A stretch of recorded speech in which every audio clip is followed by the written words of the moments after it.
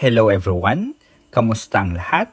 It's Michael here and welcome back to my channel. At kamusta ang mga halaman nyo?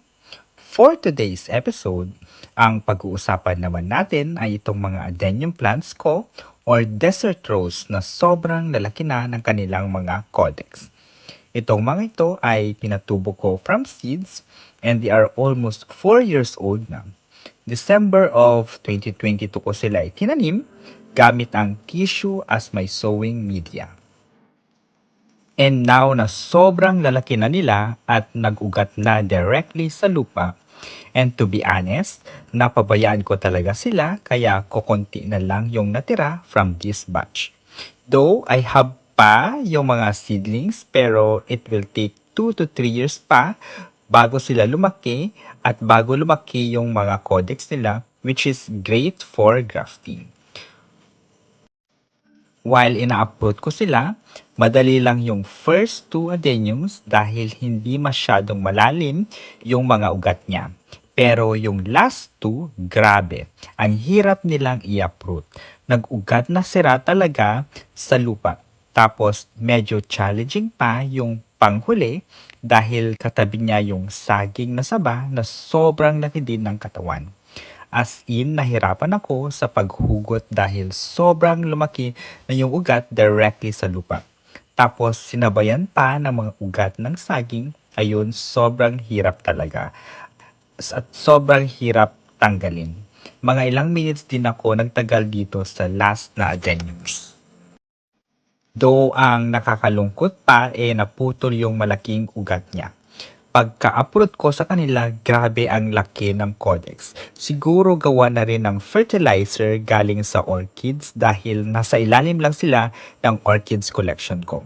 Ang fertilizer ng orchids ko is twice a week, kaya malamang yung ito ay kumpleto sila sa nutrients para lumaki ng ganito. From this side, merong 4 na bigadeniums and by looking sa kanila, grabe nakakatuwa at nakaka-excite at nakaka-amaze yung laki ng codex nila. Diba paulit-ulit ako sa malalaki na codex. Nakaka-excite sila i-graph ng ibang adenium varieties na meron ako. Which is yan ang gagawin ko once mag-stable sila. And from this side naman ng bahay, may adenium plants din ako from seeds. And this one is malaki din ang codex pero she is not looking good. Kung makikita nyo, sobrang lambot ng codex niya. Ibig sabihin yan ay nabulok na yung codex gawa ng sobrang babad sa ulan this past few days. Di na niya kinaya yung dami ng ulan pero yung katawan niya ay medyo okay pa. And let's see what we can do if pwede pa siyang i-propagate through stem cutting. So, yung next step na gagawin ko ay ireripat ko naman sila sa white plastic pots. Nai-imagine ko kasi na maganda sila sa ganitong pots kaya dito ko sila ilalagay. Yung pots is katamtaman lang ang laki kaya sakto lang sa codex ng mga adeniums at maganda siyang tingnan. And yung potting mix na gagamitin ko is yung madaling madrain para hindi mabulok yung codex kahit na sobra sa ulan or yung matutuyo agad-agad. Hindi magstay yung water ng matagal. And yung potting mix is a combination ng garden soil and rice hull. Same potting mix sa bougainvillea plants ko. And ayan, ready na akong mag-repat, kaya tara, samahan nyo ako at dyan lang kayo.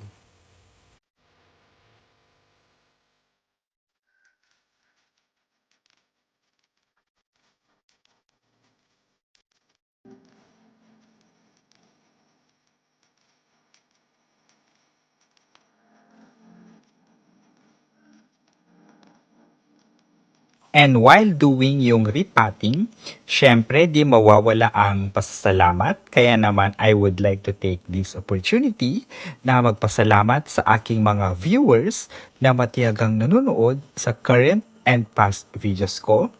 At lalong-lalo na sa mga subscribers ko na patuloy na sumusuporta sa aking channel. Thank you so much. And if hindi ka pa nakasubscribe, pakiclick na ang subscribe button para maging updated ka sa latest at sa mga susunod na videos ko about adeniums. And naglagay din pala ako ng fertilizer para mas mabilis silang makarecover, and yung gamit ko is urea with high nitrogen content. Same lang din ito sa gamit ko for boogies during repotting and after trimming. Gusto ko lang din i-share, dati ang alam kong variety ng adenium is yung single petal na pink. And yung tawag ko sa kanya dati is kalatuchi lang. Pero when pandemic came, sobrang dami pa ng varieties with different colors, sizes, and number of petals. Tapos that time, ko lang din nalaman na may buto pala ang desert rose or adenium. All along, ang alam ko is through cuttings lang nabubuhay ito. Kaya from that day on, sobrang nagustuhan ko na ang adenium plants, and in fact, nagtry akong mag-collect ng iba't ibang varieties. Tapos up to this day, most of them ay buhay pa and some ay namatay due to heavy rains and babad sa tubig.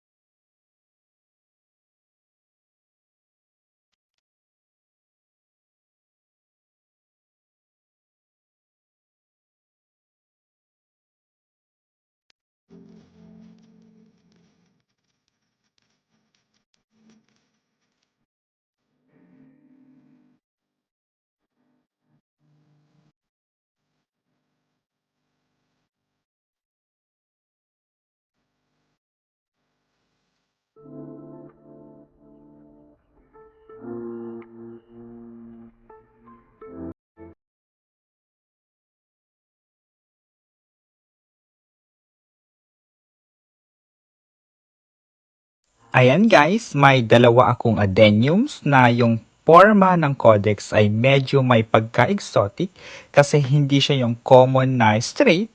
Ito kasi ay may pagka-arte, yung parang ako lang. Charot! So, ang gagawin ko sa repotting sa kanila ay susundin ko yung forma nila, hindi ko sila i-force na maging straight kasi na-imagine ko yung pag nag-graft sila, maganda yung kakalabasan. At napapansin nyo ba guys yung nakabantay sa akin habang nag-repat? Yan si Bentley. Pag may mga ginagawa ko sa garden, andun din nakakabantay. Nakakatuwa talaga ang mga dogs, no? Kayo ba? May mga pets din ba kayo sa bahay na laging nakabantay sa inyo kung saan man kayo pumunta? Dito naman tayo sa pinakita ko earlier, yung nabulok na codex. Ipapakita ko sa inyo yung extent ng pagkabulok. Ayan, sobrang lambot niya. Sa sobrang lambot niya, di na kaya ng kutsilyo na hawak ko o sadyang mapurol lang itong malaking kutsilyo na hawak ko. Di ko alam ang tawag kaya malaking kutsilyo na lang. Kita nyo naman, yung bulok na part, di ba, masyadong nakakadiri na tingnan. So, ang gagawin ko dyan is isi-save ko yung okay pa na part, kaya tatanggalin ko yung bulok na part.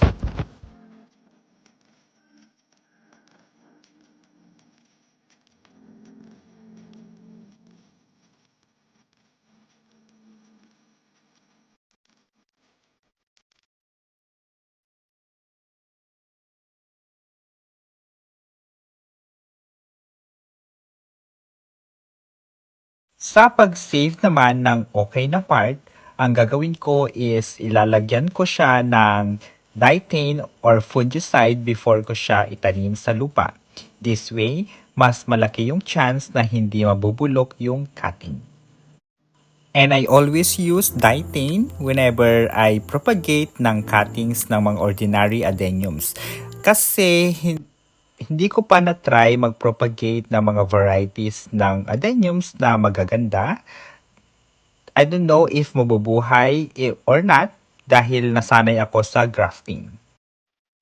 Ayan, tapos na yung repotting, kaya yung next na part na gagawin natin ay didiligan naman natin yung mga adenium since hindi naman moist yung potting mix natin kanina. Tapos bonus tip lang din, itong mga bagong repot ay huwag muna nating ipaulanan at ilagay muna natin siya sa shaded area na maliwanag or yung nasisilayan pa rin ng morning sun.